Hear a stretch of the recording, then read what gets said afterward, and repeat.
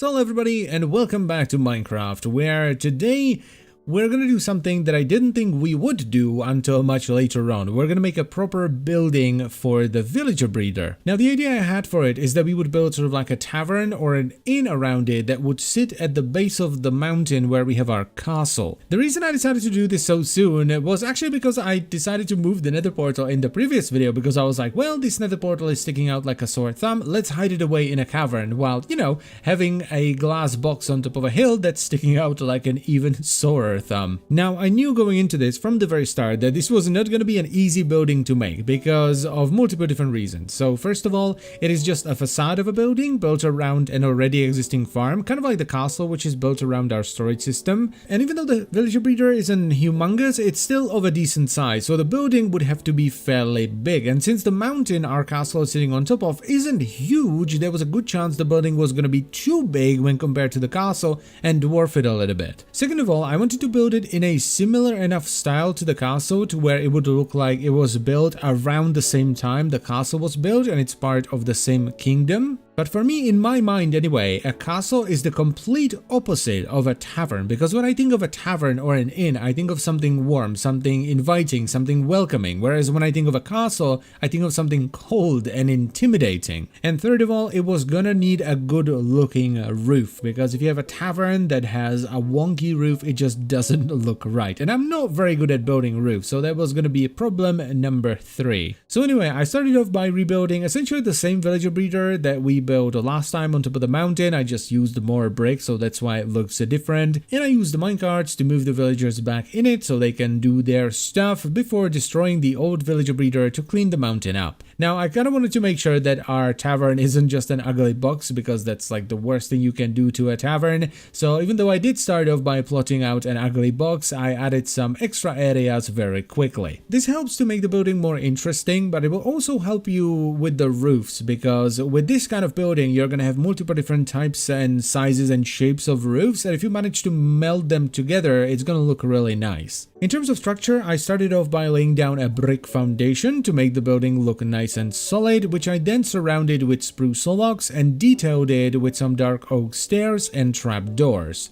Then, for some really high contrast, I filled the spaces in between the spruce logs with white wool. This is something you see a lot on like later period medieval style buildings, and I think it looks really nice. Now after that came a rather bold choice, which was to add bricks in front of the wool. And my goodness, looking back at this, the first layer of bricks really didn't look all that good. Now the main purpose of these was to add some additional color, so it's not just gray, white, and then spruce, but to also add more depth, which I feel is incredibly important with a building like this. Like, the more depth you can add to the build and the more layers you have, the better it's gonna look in the end. Then after adding another layer of spruce logs at the top, I went back through and added some brick walls to the sides as well as more brick stairs on the top. And this, I think, was the point where the idea of adding bricks to the build and doing something like this with them finally clicked, and I was like, oh yeah, that is staying, that is looking very nice. Now I also decided to extend some of the spruce logs that were coming out of the bricks to break them up a little bit so that it's not like too much brick in one place. And the reason why I left the center open is so that I could put in grass blocks for planters and then put some flowers in them.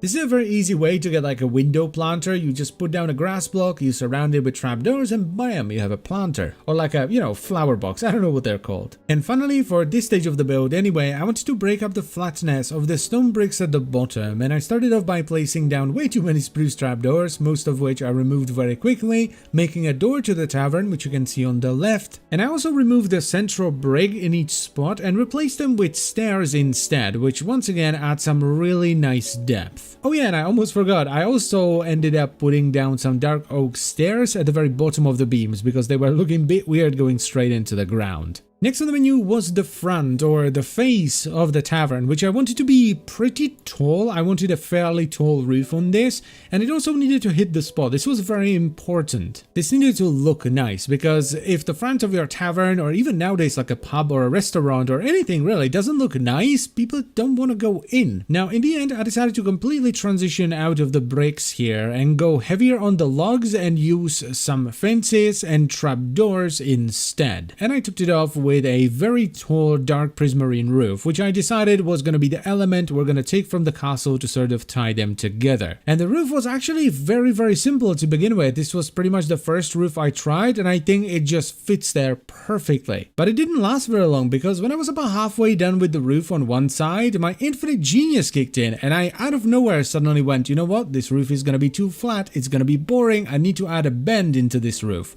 You know, this roof that was not designed with a bend in mind. So I spent like, no joke, 40 minutes working the bend into the roof, and it looked atrocious. It might look okay from this angle, which is what I think kept me going, because I kept looking at it from this side and I was like, you know what, this is alright. But once the roof was done, oh boy, it was bad. So I tore it down, I started rebuilding the actual roof that was supposed to go there, but then I ran out of prismarine, so I had to AFK at the Guardian farm overnight. I did end up with a bend in the roof, just not the main one. That one is straight and it just looks much better that way, though the one that goes off to the left, that one has quite a bit of a bend in it, and I think it looks nice. This was not the end of the roof, however, because when I was like designing this building, I kind of imagined the little brick sections having small roofs on them as well. So when I was constructing the big roof, I deliberately made it so that it doesn't cover the entire building and the brick sections are poking out by one block. I didn't build the roof over every single one of them because I thought it would look really weird if I were to put these roofs on the face of the building as well, because then if you were looking at it from the front, it would kind of look like the building has a mustache made out of dark prismarine. And while that would be pretty funny, it was not the look I was going for. Now, it took me much longer than I thought it would to get these roofs done. It took me about an hour to do just a design that I was happy with and then copy that over to the other sections, because I really wanted to get it right. For me, it's pretty easy to start rushing towards the end of the build, you know, oh, I'm almost done, I just need to build a few roofs, I'm just gonna slap something together and, you know, I'm gonna move on to the interior. And I try to suppress that as much as possible, you know, I don't want to build something and just be like,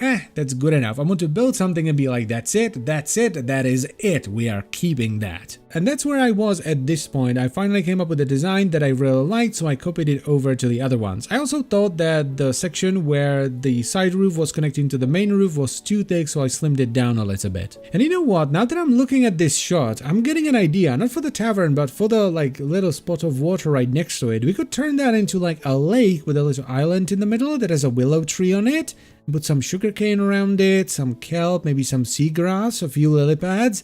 Oh yeah, we need to do that. Now, if you thought the roof was done, not quite, because I feel like some of my fear of the roof being too flat was justified. The main roof was looking a bit flat. So I ended up cutting 3 holes into the roof and adding 3, I really don't know what these are called, but you know, these things that I'm building right now. And this ended up being one of those that's it, that is it moments, because it broke the flatness of the roof and it also added some much needed color to it. I'm very happy with how these turned out. Then it was time to connect the tavern to the rest of the area, so I ended up extending the path that leads up to the castle and to the iron farm, and I used the same set of materials, so it's just a mishmash of cobblestone, andesite, stone, path blocks, grass, as well as some coarse dirt, with it mostly being connected with slabs, though there is the occasional stair here and there. Now, I only ended up building 2 lampposts, even though there was more than enough space for 3, and that was because I wanted to hang some lanterns off the tavern as well. So I went around the tavern and randomly placed some dark oak stairs on the spruce logs that were poking out of the build and hung a lantern on a chain from them. Now, the reason why I didn't run the path next to the tavern from the very start was because I wanted to have a tree there, so that's what I did next. I built another one of those spruce trees,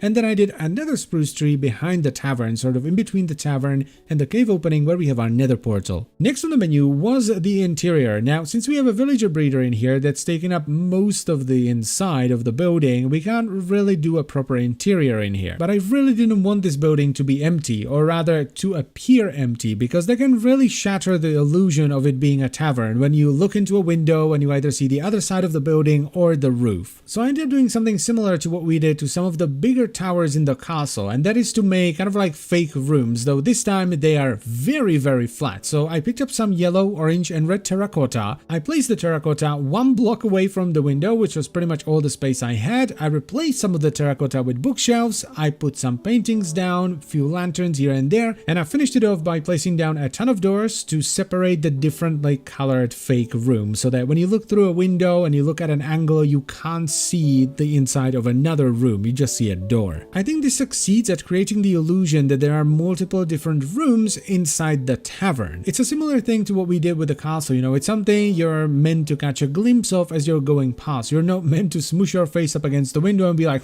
I wonder if this room has appropriate furnishings. For me, this is what completes the look of the tavern, or any building really. And that is pretty much it for the outside of the tavern, so let's have a look at it with some shaders, shall we, and see how it fits into the area.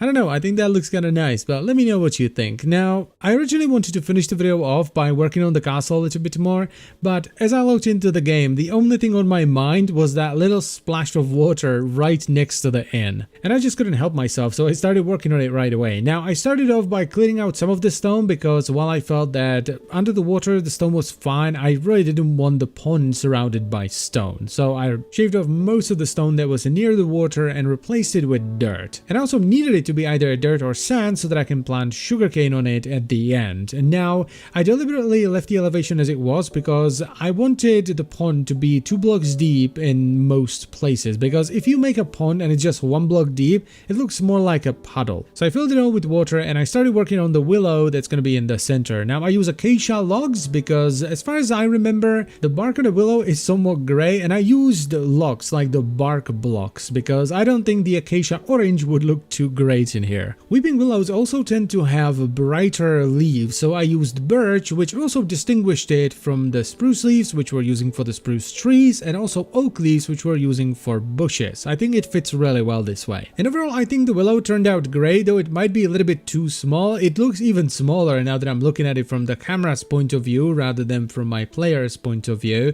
And I finished it off by bone mealing the bottom of the lake or the pond, which now gives you seagrass, which I think fills it out quite nicely. And I also sprinkled in a few lily pads, and I planted some sugarcane, though I'm not entirely sure I'm gonna keep it. I might actually take the sugarcane out and replace it with bamboo with string on top of it. And I also felt like this would be the kind of place that people would want to see and naturally be drawn to, so I extended the path and connected it all the way up to it. Now, while I like what it is and I like it being there, it didn't turn out exactly how I imagined, and it's not because I did it wrong and I want to do it differently. I don't know what to do. I don't know how to decorate this kind of feature properly and tie it into the surrounding area. So I think I'm gonna have to look up some terraforming videos, more specifically ones that focus on water features and how to decorate them and tie them into the surrounding area. I did do one more thing though. I made 2 like cute little benches next to the pond because I feel like that's something that people would make there. Also, now that we have this like little feature back here, I think we could call it the Weeping Willow Inn. I think that's a good name. But anyway, that's it for the video. I thank you very much for watching as always, guys. I hope you've enjoyed it,